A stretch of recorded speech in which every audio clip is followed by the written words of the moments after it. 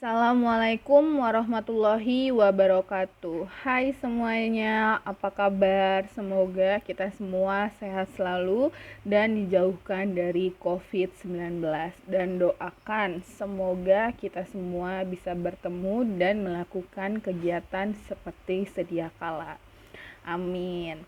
Nah, sebelum saya memulai pelajaran hari ini, alangkah baiknya kita berdoa sesuai dengan keyakinan masing-masing. Berdoa dimulai. Amin. Nah, minggu yang pertama saya sudah membahas tentang pengetahuan dasar geografi.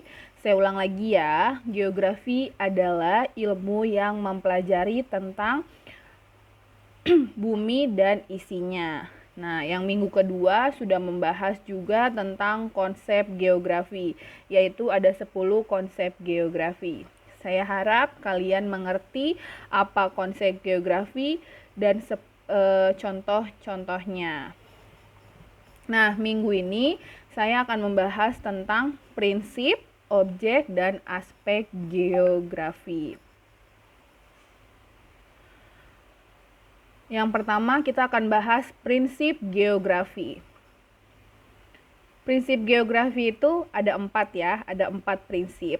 Kalian harus tahu apa dari keempat prinsip geografi ini. Yang pertama, prinsip persebaran. Prinsip persebaran atau distribusi menyatakan suatu gejala dan fenomena yang tersebar secara tidak merata dan tidak sama di permukaan bumi. Jadi, prinsip persebaran ini yang menyatakan tersebarnya gejala atau fenomena di permukaan bumi dalam bentuk yang tidak sama. Contohnya adalah di sini ada peta persebaran hewan di Indonesia. Nah, yang kita bisa lihat ya di sini misalnya contohnya di daerah Sumatera itu ada beruang, ada juga gajah. Nah, sedangkan di daerah Kalimantan yang kita bisa lihat di sini ada orangutan. Terus di Jawa ada badak gitu. Jadi di setiap kawasan atau di setiap daerah yang ada di permukaan bumi ini atau tempat di muka bumi ini itu tidak sama, seperti itu. Yang kedua ada prinsip deskripsi. Nah, prinsip deskripsi ini adalah prinsip yang digunakan untuk menggambarkan fenomena geografi yang diselidiki atau dipelajari dalam bentuk peta, kalimat, diagram, dan grafik. Nah, contohnya seperti ini. Nah, ini ada contoh peta persebaran rawan bencana di daerah DKI Jakarta. Biasanya kalau yang warna merah ini yang paling berpotensi terjadinya bencana banjir. Seperti itu. Ya, kalian bisa lihat karena deskripsi menggambarkan fenomena geografi dalam bentuk peta, kalimat, diagram, ataupun grafik. Contohnya peta persebaran bencana banjir yang ada di DKI Jakarta. Nah, jadi kata kuncinya adalah kalau prinsip persebaran itu menyebar, kalau yang deskripsi itu menggambarkan. Oke, kita lanjut. Yang ketiga ada prinsip interrelasi. Prinsip ini digunakan untuk menjelaskan hubungan sebab akibat antara fenomena yang satu dengan fenomena yang lainnya. Contohnya adalah banjir di Jakarta disebabkan oleh tersumbatnya aliran sungai Ciliwung oleh sampah. Nah, ini kita harus tahu dulu ya, kalau untuk suatu fakta, fenomena, salah satu fenomena itu harus ada sebab dan akibatnya. Kayak misalnya banjir disebabkan oleh sampah yang tersumbat di sungai Ciliwung. Ingat ya, harus ada sebab akibatnya. Oke, yang terakhir adalah prinsip korologi. Ingat ya, korologi ini merupakan perpaduan antara ketiga prinsip sebelumnya, yaitu prinsip persebaran, interrelasi, dan deskripsi. Nah, dari korologi berarti perpaduan atau gabungan. Oke. Contohnya adalah mencari apa yang menyebabkan terjadinya banjir di suatu daerah. Kita ambil contohnya yaitu banjir dengan menggunakan ketiga prinsip sebelumnya. Nah, pertama, di sini ada prinsip persebaran. Banjirnya terjadi di daerah mana, tersebar di daerah mana, di daerah DKI Jakarta. Berarti persebarannya itu di DKI Jakarta. Terus yang kedua ada deskripsi.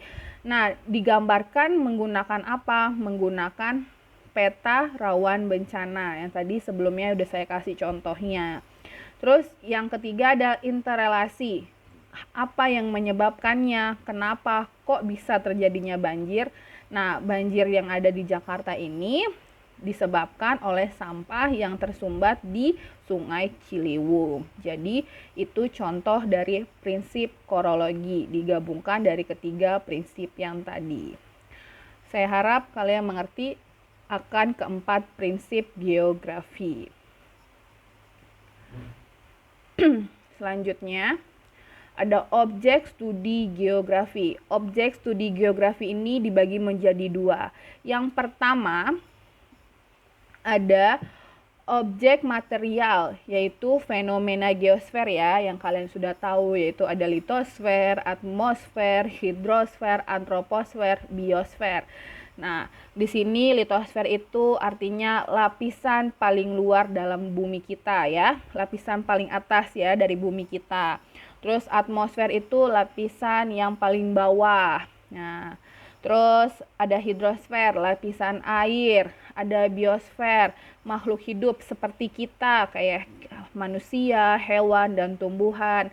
Antroposfer itu artinya adalah mempelajari tentang kependudukan, kemasyarakatan. Terus ada lagi pedosfer adalah lapisan tanah. Nah, itu di objek material yaitu yang membahas tentang fenomena geografi dalam fisik. Oke. Yang kedua ada objek formal, yaitu cara pandang atau cara pikir terhadap objek material dari sudut pandang keruangan, kelingkungan, dan kompleks wilayah. Ini sama dengan seperti pendekatan yang minggu pertama udah saya bahas. Oke. Dan berkaitan dengan bahan yang dikaji memakai pemecahan 5W plus 1H. Tahu ya arti 5W plus 1H? Yang pertama watt. Watt itu apa? Yang berkaitan dengan struktur, pola, fungsi, atau proses dalam permukaan bumi. Apa? Ya. Where, di mana? Tempat atau letak suatu objek geografi di permukaan bumi. Yang ketiga ada why, mengapa, berkaitan dengan rangkaian waktu atau tempat latar belakang dalam suatu gejala atau peristiwa. Terus ada when, kapan terjadinya, berkaitan dengan waktu. Terus siapa, who, siapa nih pelakunya dalam peristiwa tersebut. Dan yang terakhir ada how, bagaimana. Bagaimana terjadinya, terus prosesnya seperti apa, seperti itu. Jadi 5W plus 1H ya, what, when, who, why, terus where, how. Oke ya, saya harap kalian udah tahu ya 5W plus 1H. Kita lanjut ke aspek geografi. Nah, aspek geografi juga dibagi menjadi dua. Nah, yang pertama ada aspek fisik yang meliputi unsur geografi yang bersifat fisik, tanah, air, iklim, dan cuaca. Nah, tiga aspek fisik ini meliputi aspek biotik. Nah, aspek biotik ini biasanya itu dia membahas tentang vegetasi atau tanaman, yang contohnya tumbuhan atau flora, terus binatang atau fauna, atau tentang manusia atau penduduk, seperti itu. Kalau non biotik ini membahas tentang benda mati. Contohnya tanah, terus air, kondisi iklim, seperti itu. Sedangkan topologi berkaitan dengan letak suatu wilayah. Topologi itu biasanya bisa disebut juga topografi. Topografi itu adalah wilayah atau tempat. Yakni contohnya letak negara, letak suatu wilayah, bentuk permukaan bumi, dan lain-lain. Itu dari aspek fisik.